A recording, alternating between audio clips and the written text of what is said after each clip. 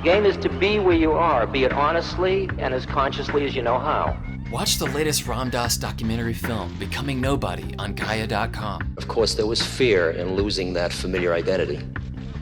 But there was always also wonder. The Gaia.com library supports you with transformational content. See it for yourself and go to Gaia.com/BeHereNow and check out the Be Here Now playlist, curated just for you. Visit Gaia.com/BeHereNow and start your free trial today.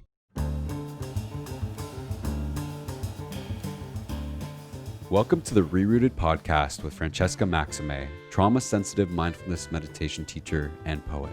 Together, we'll take a closer look at approaches to transforming trauma with insights from psychology, neuroscience, spirituality, social justice, and the creative arts.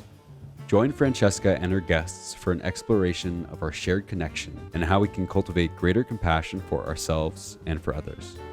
If you'd like to support Francesca and the ReRooted podcast, please visit BeHereNowNetwork.com/Francesca. Hey everyone, I'm Francesca Maximé, and welcome to this special edition of the ReRooted podcast. I am coming to you from Nipmucland here in Massachusetts at the home of my family of origin, where I've been sheltering in place for the last month or so. But I spent a couple of months in New York City prior to that, during COVID. My pronouns are she, her, hers. I identify as a multi-ethnic woman. I am Haitian and Dominican and Italian American.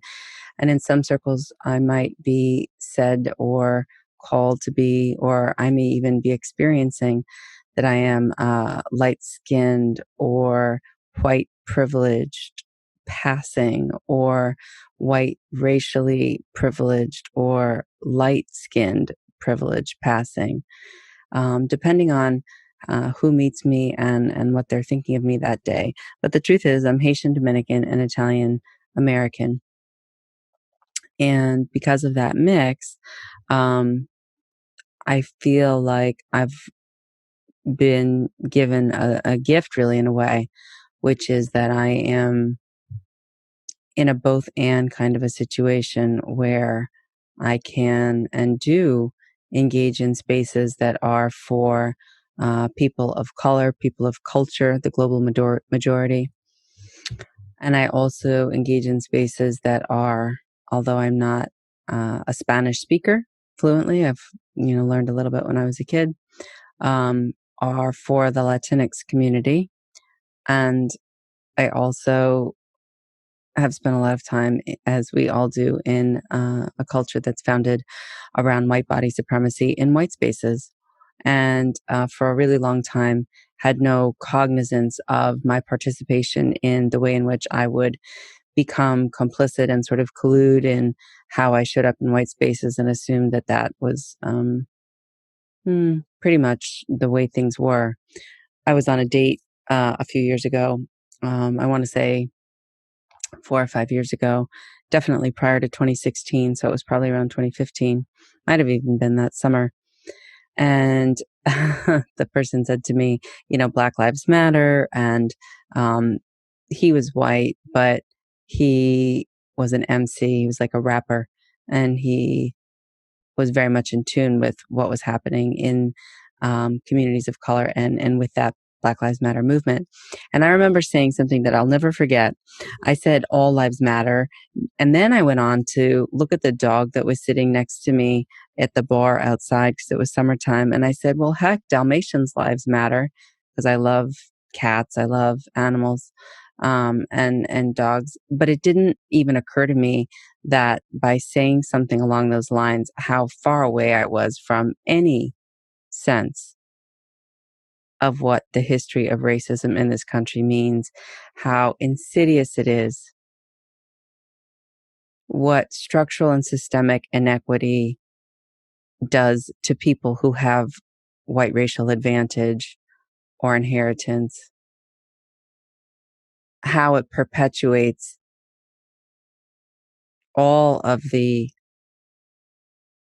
mental health and emotional health and spiritual health issues that are present in white bodies, and if left unchecked, often the violence that we often see that has really galvanized our nation. Enough is enough. What we resist persists. And we see protests now with righteous anger, frustration, irritation, not taking the knee for Colin Kaepernick, not understanding that, this whole culture that we're in is a culture of supremacy, which means in order for me to have more, you have to have less. I have to be better than you. This sort of cultural narcissism, this whiteness, this elephant in the room, this carbon monoxide, this gaslighting, things that so many have been trying to call attention to, in particular, Black trans women have really, really called attention to this, and queer Black women, and just the community of Black people in this country, not just Dr. Martin Luther King, all the boots on the ground, the women, the men, the young people that we see in the streets right now. Why am I telling you this? I'm telling you all of this because I was not woke at all, even though I'm multi-ethnic, even though I always claim my Haitian, Dominican, Italian, American heritage, even though I was someone who had a mother who married a Black man who was not born in this country, was, from the Caribbean.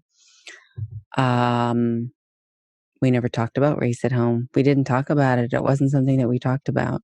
They were Italian. They came over. It was assimilate. It was shut up. My mom became a doctor. It was, if you're a woman and you want to get through medical school, 1 out of 5 women or girls at the time, whatever, they were 20, to get through, you shut up. This assimilation, the cost of not being able to take over with us and speak at home the Italian language that my mom's side of the family spoke. They couldn't practice their language. The genocide that this country is founded on, the land grab, the revolution from Great Britain to come here, that was in service to elitism and classism and greed, really. Jack Kornfield, my mentor, talks about greed all the time. And how, again, that's the Buddha's main teaching: craving, greed, never enough, insatiability. Our addictions, our smokings, our gamblings, are not able to sort of recognize and notice the pull, notice the reactivity, have a capacity, bodily and somatically for distress tolerance, and then just sort of, want more of that. Or the other, which is what we often see with white racial fragility, as Reverend Angel Kyoto Williams talks about. It's not white fragility, it's white racial fragility, is that there's a certain idea of dissociating. Like, if we don't talk about it, it doesn't exist. If this isn't something that we mention, we're not going to, worry about it. It doesn't happen here. Or, gee, yeah, I feel bad about that. There's a lot of hand wringing. But there isn't really this coming out to say racism is a thing. White body supremacy is a thing.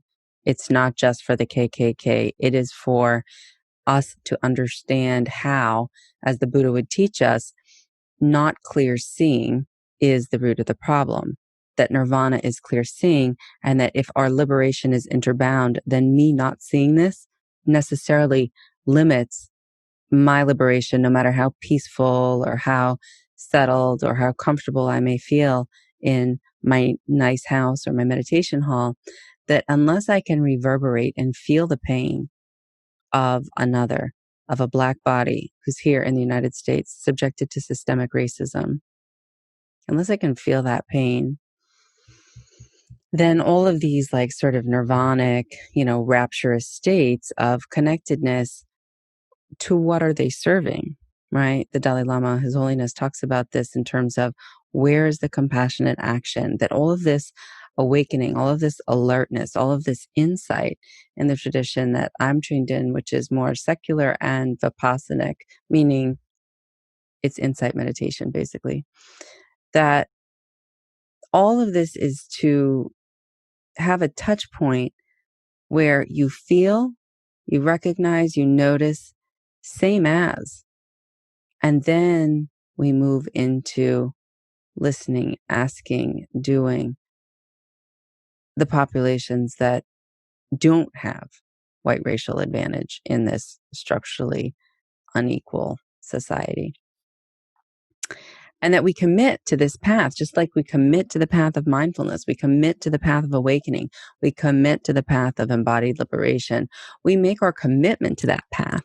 I made that commitment unbeknownst to me when I was doing my original sort of inner processing work, doing somatic experiencing and my first mindfulness trainings. I didn't know any about any of this stuff, 5 years ago. And I'd been a journalist for 20 years. And one day I ended up in jail because I didn't use my directional when I was turning. I was leaving dinner. The officer arrested me because I didn't take or not take a breathalyzer. It's an automatic in the slammer, so to speak. And I was in there overnight with about a dozen, maybe 20 or so other women who it was not their first time that they were there. And they were mostly women of color. And I was on the phone mostly with my mom all night, scared out of my mind. And she was able to help me find a lawyer and resources to help get me out the next day. And I don't have a record, and I never drank again. I never spent time with the kind of people that I was spending time with that were not healthy for me. And I changed careers essentially and left journalism because it was the campaign at 2016. And I didn't know how much I had to contribute when I was sort of in the soup of that, around watching the way tweets were being covered and discussed, even at the highest levels of journalism where I was working at that time, which was PBS NewsHour. So I got a break for whatever reason, mainly probably because my mom could afford to get me an attorney. And I don't think these other women, I know many of them were going straight to Rikers. That's what they said, and had been there before. But I don't know. I was scared straight, if you will. And that was enough to make me commit. That sort of dark night of the soul. I remember being there. There's no phone. I mean, there was a phone on the wall that, by the way, the bills were like $200 or $300 apparently, which just goes to show you that, all of the privileges that we take for granted when we're here on our cell phones, texting, doing stuff, able to chat with so-and-so and whatnot. They cost $1 gazillion with being incarcerated. Saying a lot of ums, and I'm noticing that, which is annoying me. But I have self-compassion around that. So I come to you honestly. I come to you as someone who was in darkness and waking, and is waking, not woke, waking, trying to share, trying to spread seeds, trying to be authentic in that, like, I didn't get it. I was like colorblind. I don't see color, or sure, you're black or white, or, but I knew I had implicit bias. I knew that because I was already grappling with my own ethnic identity, and the way that my ex-fiance said to me, well, 4 out of your 5 bridesmaids are black. And I was like, whoa, he was Armenian. The Armenian genocide is what Hitler said that the Jewish genocide was, his model for. And there was a lot of trauma in his history and in his immediate family of origin, but also in his intergenerational history. And a lot of resilience, as there are in many of us. But it's this piece of dissociating, and this piece of not naming, and this piece of not recognizing what's here and what's in the room. And so to that end, in these trauma communities that I've been blessed to benefit from, with somatic experiencing, with, Jack and Tara's mindfulness training program, with the indigenous focusing oriented therapy work that I was trained in, and the focusing oriented therapy, and then the relational life couples work. I had all these trainings that it brings you into an experiential place in much the same way that meditation can, but doesn't always, that for me anyway, speaking of my own direct experience, gave me a portal into something else that was possible, and into a deep, deep well of pain and suffering that I had felt, but I didn't feel like I should feel. I thought it was all about my dad or my mom, or they didn't do this right or that right, or my family or my friends or my ex or whatever. I didn't really go deeper, like maybe this isn't all mine. Maybe there's something wrong with the system. Maybe there's something that's off that hurts all of us, even those with privilege. People would say, oh, you're attractive, or you went to an Ivy League school, or you're on TV, you're a news anchor. I was like, yeah, why don't I feel like this is special? Why am I suffering? Like, it was real suffering, but it was like my suffering. It was like localized. I didn't have any view. I didn't have any expansion for it. Now it's so different that I remember sitting at a retreat Jack was hosting at Garrison, and I was just a waterfall. I was tears, just a waterfall. And I remember he said to me, well, those are the tears of the way.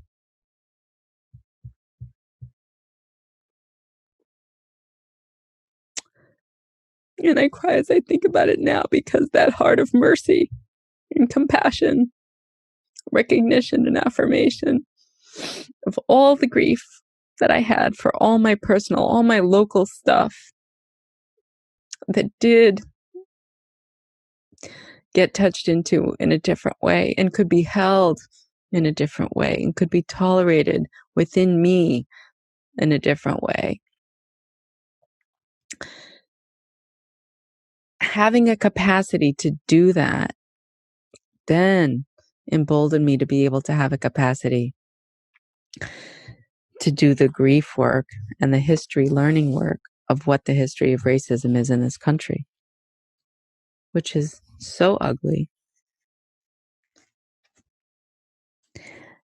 And what we saw with George Floyd, Breonna Taylor, Tony McDade, Nina Pop, Ahmaud Arbery, and Christian Cooper, what we've seen is the legacy of that, of redlining, of inequity, of Jim Crow laws, of 3/5 of a person, of ownership of humans. And this is what, a few hundred years ago? And when you see the pictures and when you read the history and when you hear the accounts, and yet at the same time, we have this sort of left brain knowledge of like, oh, well, we all come from this one ancestor in Africa, this one ancestor that the researchers in its uncommon, knowledge known as Lucy, but is actually Tinknesh, the African name for this little human, this being that we came from, the mother. And that race we know is a construct, right? It is a cultural reality, just like we have our relative reality with our disintegrating, skin and wrinkles. And, Jack says you get more fur here and less fur there. And, all these things that happen. We're a bag of skin and bones, right? I think that's why they meditate with all of the carcasses in the, Burma, or Thailand, wherever, monks do that and have been trained, is to be like, yeah, I'm impermanent. Nothing's perfect, permanent, or personal, as Ruth King says. But like, this is just like a thing. And then there's all the Dharma teachings on the sinews and the fluids of the body. Why do they exist? Because we can't take ourselves so seriously in that way. Like, we're just processed. This is all moving through. Everybody's got this. And we are all having this common ancestor, this origin. And, it's African. It's not white. It's not the United States of America. It's not North American. That our common ancestry is, in fact, something that unites us. Our heart mind, our chitta, unites us. And yet skin color or pigmentation, melanin, has been used in service to division, in service to greed, in service to more for some, less for the rest, right? If you read, if you study, if you take these wide awake courses that you sort of grew up in tandem with, Tara's Insight DC, they're at their own separate organization. They're not a part of Washington Insight, but wideawake.org. Take those classes if you haven't already. You'll learn.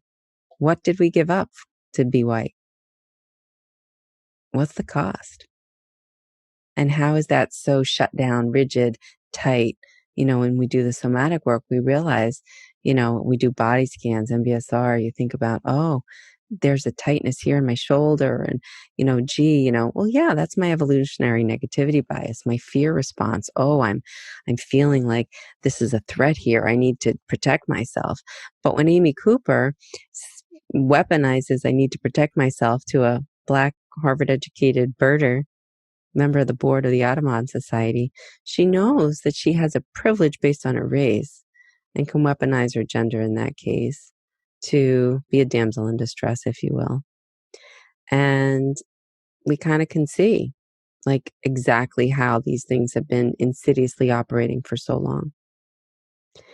And we may feel shame about that. So back to the somatic piece, we may want to collapse, we want to hide, dissociate, say it's wrong, decry it. But where are we in it? What are we doing in it? How are we with it? Tara talks about doing the U-turn, looking inside. Can we practice RAIN about racism? Recognize, allow, investigate, nourish. Can we do that about that? What is our commitment to our path of liberation? Where does that live? Can we commit to being anti-racist? Being non-racist isn't working. We say, it's unbearable. It's overwhelming. When I started to do this work and I took Dr. Joy DeGrew's class, she wrote a book called Post-Traumatic Slave Syndrome. She also offers an 11-week class I highly recommend. It is the best to learn the history. That I just was in a 6-month, depression. I didn't know what I didn't know. It was like, what? All lives matter? I said that? Oh, Dalmatians' lives matter? I mean, shame, but also just despair, grief, mourning, sadness. That lasted for a while. And I had learned how to do some of the somatic stuff where I could breathe and self-regulate enough to say, okay, so these are the beliefs I was holding. This is my conditioning. We talked to Dan Siegel. He talks about limbic conditioning, subcortical synaptic, fusions, what gets wired together, it's late. Neurons that fire together, wire together. If we're continuing to play the same tape, Jack calls it the top 10 tunes about who we are or how we need to be or what we're believing or any of those things. And we're not pulling it apart, right? It's like, okay, I have this somatic reaction. It could be anger. It could be dissociation and, delusion. It's always, what do they say? Mindfulness is moment to moment, friendly, curious, present, moment attention to whatever is here, allowing it to be there without pushing away, pulling in toward, or zoning out about. When we talk about racism, it's so easy to have those responses, but to be mindful about it is to be able to be with our experience and notice it. And when I was doing these trainings, I was like, whoa, this is a lot. But I had built up somewhat a capacity for that. So that's what your practice, that's what the practices are for, to build a capacity to tolerate the distress. So then you can move into the compassionate, wise action, the equanimous action, the non-reactivity, the response ability to respond wisely with wisdom. The two wings, insight and compassion, insight and really this embodied connection. So it's kind of rambling, but poetry will not save us, but it is one of the ways in which we can start to dig in. Who knows, maybe poetry will save us. I know it saved me many times and many folks many times, but poetry alone, I should say, will not save us. But poetry is definitely part of what will save us, as is any kind of art or music or creativity or, connection around that. So, art, of course, is another way to dance, movement, not in a spiritually bypassing way, not in a dissociative way, but in a way to stay grounded and connected and know that that we have there is a body.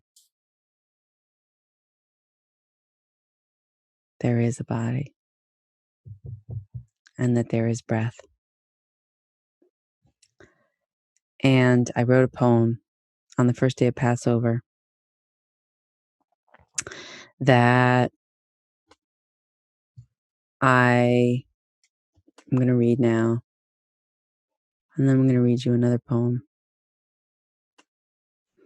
My poem is called The Sound of Sirens. And it's before the protest began. It was written in April on the 8th. Today's June 3rd, 2020.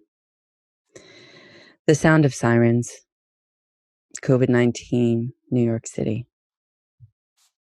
From the shower of my Brooklyn apartment, finally getting clean at 5 p.m., even though I have been up since 4:30 this morning, I hear an ambulance siren and notice they don't seem to come by as frequently as they did just a few days ago, or even as often as they did a couple of weeks ago.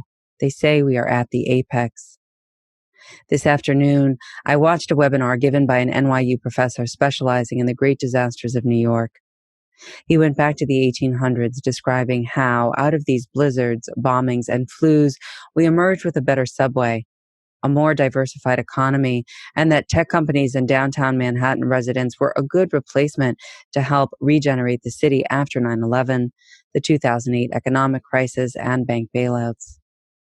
The professor suggested that when this pandemic is over, whatever that means, we'll all have our temperatures checked regularly before entering buildings or shared spaces, that movie theaters will have seats miles apart, that the Nets and the Knicks won't hold games nor be missed since they're such terrible teams anyhow, and that buildings will be retrofitted and COVID-proofed in much the same way that our post-9/11 airports now require X-ray screeners, along with our de-shoeing and disrobing.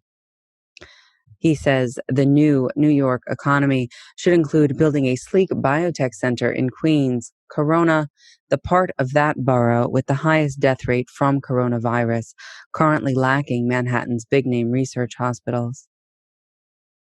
I recall the Instagram social media post and aerial photo of billionaire music mogul David Geffen's yacht in the Caribbean, his council.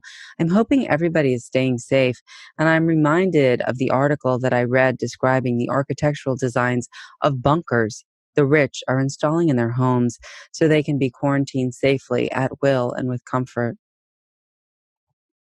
My shower's head sprays me clean with piped-in treated water. I haven't prayed in years and ask no one if this is a holy moment. I notice the silence, the audible desert in between the blaring red ambulance horn, spinning, signaling, another trip to or from the hospital carrying perhaps another body, or perhaps a man or a woman, maybe still filled with life and breath. The news reports clearly tally their ages, but not their races. We know they're bus and cab drivers, MTA workers, grocery store clerks, restaurant delivery men, black and brown. The newspaper photo of the woman cleaning the subway without mask or glove lingers in my mind, as do the other photos of the third-grade teacher from Brownsville and the greeter, Miss Janice, at the Brooklyn YMCA. Taking a walk in Prospect Park, through my mask, I say hello to the man and woman without them, cleaning up trash, identified as Parks and Rec staff by their green boiler suits. He replies, "How you doing?" as I pass by. My first time out of the house in 3 weeks. Unlike some shower heads with long and pointy nozzles or removable handheld controls, mine is plain silver with a wide flat head, reminding me on this first day of Passover of the photos of those I had seen in the chambers at Auschwitz, once spewing either water or gas, or perhaps both. On this day, I wonder if the sounds of the trains shuttling to and from Dachau and Buchenwald were as loud and frequent as these Brooklyn sirens, or if the trains were more muffled, muted, silent, as the people they passed by were, as my apartment building is now. Another ambulance blares by, whee-yoo, whee-yoo, whee-yoo. The time elapsed in between the sounds, now long enough to write this poem, whereas just a week ago, another siren would have emerged with the start of each stanza, or even a new line's beginning. Cleansing myself so late in the day, I ponder why I even bothered. Is it better late than never? Can I start my day over again, fresh now? If I feel clean, will I gain motivation? I look at the shower head, dripping, flat and cold. I wonder, what is the cost of the silence between the sirens? I wonder how loud, how jarring and frequent the ringing must be to get me into this shower earlier for this mundane ritual purification. I wonder how many sirens it will take to surface me from my slumber, to rouse me from my warm bed's cocoon, to clean up, to clean off, perhaps to arise anew and at last wake up and, like these droplets, let the sound of the silence between these sirens sink in.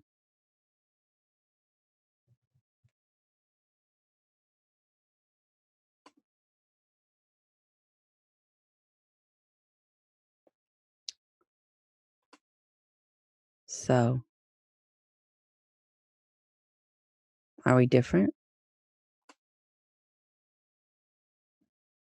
Are we unique?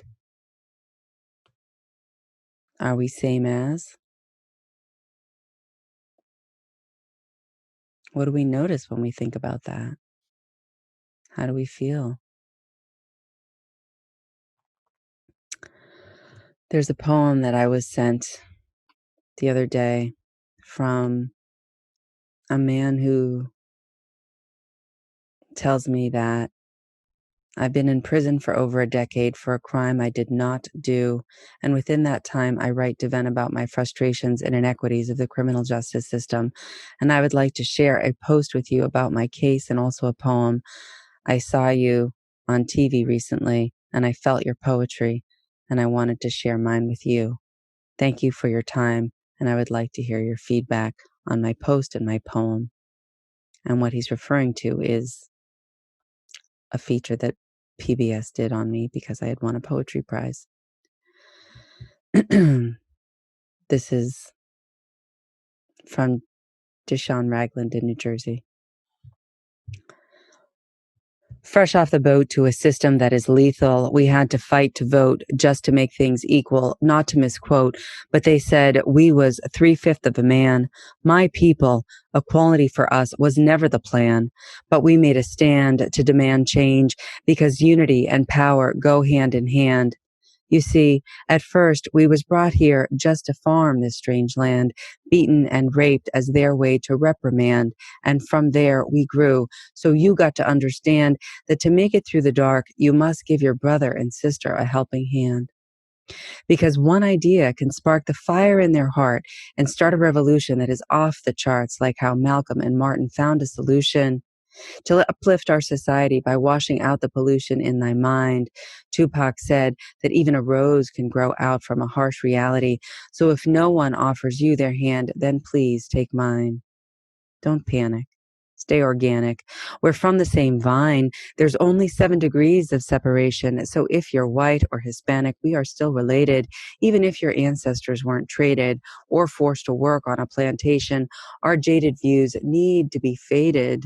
Because to change this nation, we must combine and be kind and be the vision to the ones who are blind.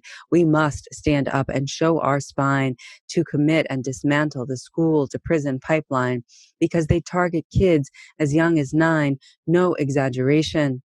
Hatred is exploitation with an evil, twisted design that you don't want and me, that don't want you and me to align, leaving you with no reparation or peace of mind. So you go to vote and then say, never mind, you think your opinion don't count and that's your observation.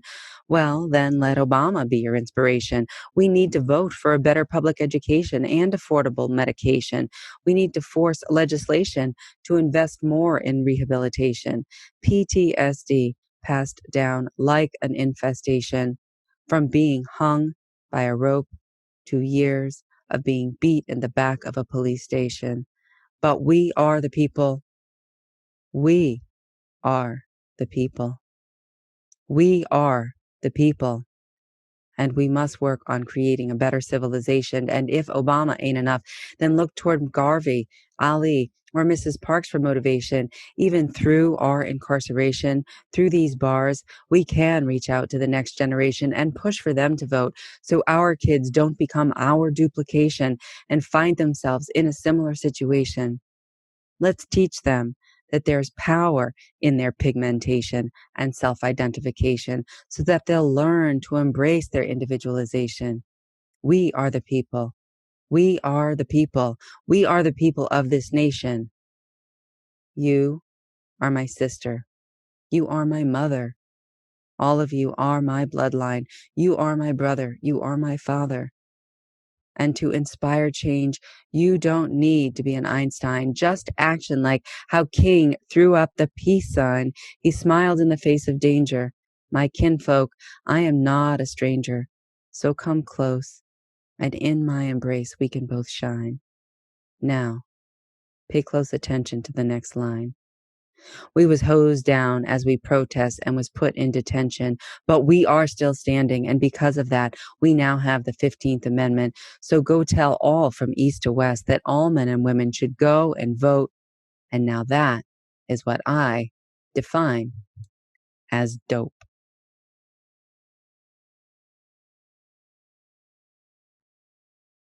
Sean Raglan, New Jersey. Incarcerated. How is that different from the Buddha's advice?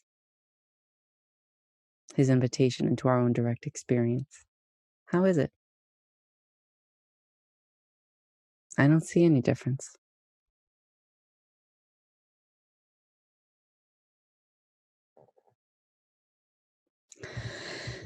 So,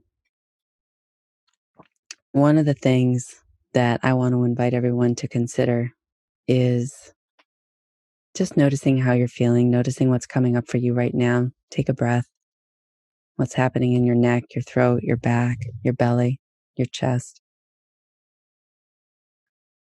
Is there any emotion? Is there a checking out? Is there a checking in? How's your posture? Are you leaning in or leaning back? Just notice. Name it. Restlessness, restlessness. Thinking, thinking. Sound, hearing, hearing. You know, these 6 sense doors are here for a reason. They're here to be a portal for us to recognize what's happening with us so that we can recognize what that is and then say, oh, and bring that mindful attention, that curiosity, that friendliness. Like Jack says, you don't kick the puppy. The circle of compassion isn't complete unless it starts with you. So you're included there. So you bring it in. Oh, what's this about? I'm having a hard time with this. Is that okay? Okay. Can we make space for that? Big sky mind. Can we make space for that? And then from there, can we look in and then figure out what we want to do going forward? I today had a first meeting of something that is a new initiative, and I am calling it ARREAA, Anti-Racism Response, Embodiment, Accountability, and Action, ARREAA. Anti-Racism Response, Embodiment, Accountability, and Action. And it's an ongoing, open, weekly process group for white-bodied, white racially advantaged therapists, coaches, teachers, mindfulness leaders, professionals, executives, whomever, to come and, it's sort of an ask me anything space where we can lean into what happens when we get into the shame spiral. What happens when we don't want to talk about race? What happens when we say, oh my God, I don't even want to hear somebody say anti-racist because I don't like the word racist. And I'm not racist because I do good things for people. And I even do things for Black people. But I don't want people to think about Black people as much as I want people to think about whiteness and interrogating that and getting comfortable with that being a thing and understanding what whiteness and white body supremacy and white cultural assimilation and, all of these things that come out of it, materialism, individualism, racism for sure, sexism, patriarchy, how these are all part of this system of dominance, violence, never enough, insatiability, craving. Craving for what? Peace, happiness, equanimity, belonging, nirvana, right? But all of this is samsaric. They don't exist separate from one another. It's not two. So this is the relative, and then that's the absolute. So how do we get there? Well, can we make a commitment today to be anti-racist? You can join my group. You can join any group. You can go to the classes that I mentioned. You can go to my website, maximeclarity.com, M-A-X-I-M-E, clarity, C-L-A-R-I-T-Y.com. And in the back, there's a ton of resources on there about racial injury. And it's not just racial injury for people of culture or the global majority, for Black and brown people, for our Asian brothers and sisters who experienced threat and violence and harm when our leaders were calling it the Chinese flu or the Asian flu. Not cool. Or our Latinx brothers and sisters and children who are being held in cages at the border. Not okay. And there's also something very specific about the way in which Black, Indigenous, and people of color, Native Americans, Indigenous people, native to this land, the land I'm on now, Nipmuc land here in Massachusetts, Lenape and Canarsie land at the place that I now inhabit and call home of Brooklyn, New York. That we are living out still the legacy of the founding of this country, which is genocide and enslavement of Indigenous and Black bodies. And that lives in us no matter what. So setting our intention, you'll often hear people say, what's your intention? What's your deepest intention in meditation halls? What's your deepest intention? Could we be open to the possibility of having a deepest intention of being more courageous about being an embodied anti-racist, to committing to that practice? That's the invitation I want to offer today to consider. Can I make that commitment? And then hold myself in compassion along the path, knowing that I'm not alone, knowing that I have all my other brothers and sisters that are also committed to being anti-racist, and knowing that feeling connected in that community in itself is healing. It has been for me in my direct experience. It's not better than, oh, I'm better than you, you're not as good as me, somebody's doing their work, so that means that it's, No. Lama Rod says, not all of us are going to make it. It's true. Not all of us are going to make it. I don't know if I'm going to make it. I don't know if I'm making it. But I am so grateful, so incredibly grateful to be here now, able to experience some level of insight or wakingness that before I didn't know existed. To me, that's liberatory. And that's the gasoline in my tank of being able to move forward with this work. So it's an invitation to name whiteness as the real thing that needs to be interrogated, and to really look at white body supremacy as the elephant in the room, the carbon monoxide that's killing us all in this country and globally, to be honest. Skin color is a constructed thing that if you take Joy DeGrew's class, you're going to see all the reasons why and how it was created. Linnaeus, species, all these weird categorizations that people made up. Just like we make up stories in our heads and then we believe them when we live our lives from that place. Or we hold on to things like, the story of when they're passing, why are you still holding the canoe after, you've already crossed the river, you can put it down now. It took you across there. Whatever we did, whatever we've learned, whatever programming we've had, whatever subcortical synaptic fusions have kept us going to date, did help us to fit into a society of white body supremacy and privilege and patriarchy, have helped us in our family of origin to either stay silent, to get angry, to check out, to dissociate, to fawn, fix, flight, freeze, all these things. We know that's our evolutionary negativity bias. We know this. That's okay.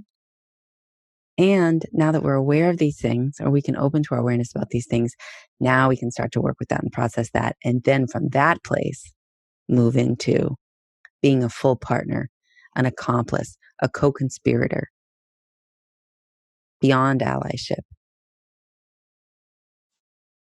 Right?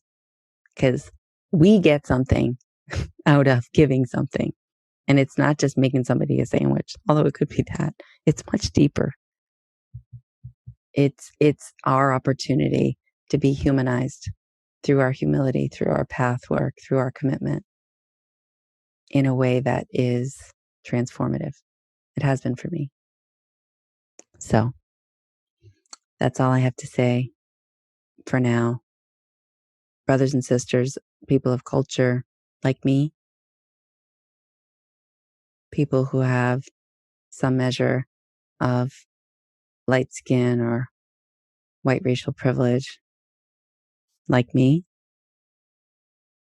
people who have different gender identities and sexual orientations and abilities, faiths, practices.